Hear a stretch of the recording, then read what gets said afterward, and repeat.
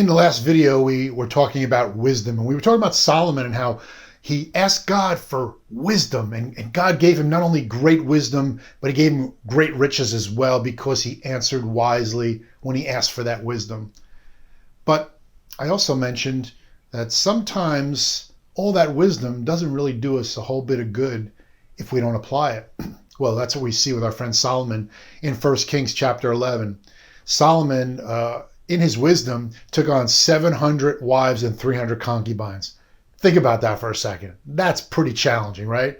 But what's even more challenging is the temptation that they put in his way. And that temptation was to serve their gods, because you see, most of these women were pagan people. They were not Israelites. They were people, women who were walking under different gods. And as we see in chapter 11, Solomon gets stuck and he starts to worship these gods. Now, this is a man who spoke to the living God, and he's worshiping other gods. This is a man who was blessed unbelievably, immeasurably, like no other person who ever lived, and he worshiped other gods. You see, wisdom is not just something that is inward. It's something that comes out of you. And unless you apply the wisdom, what good is it? I mean, have you ever met a person who knows Genesis chapter 1 through Revelation 22, but yet they have nothing in their heart?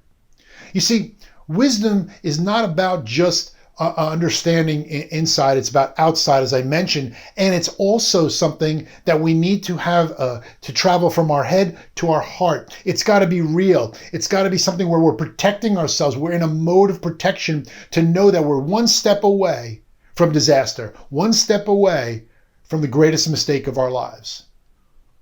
Solomon didn't realize that, and he lost. He lost. But each one of us, we're no different. We're no better than Solomon. We're that one step away. So I'm asking you to guard your mind and guard your heart.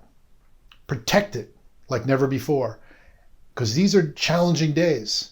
But I have good news for you. He who is in you is greater than he who is in the world. Just remember, wisdom's a great thing, but applied wisdom, that's a game changer. My name is Joe Pellegrino, and this has been a Legacy Minute.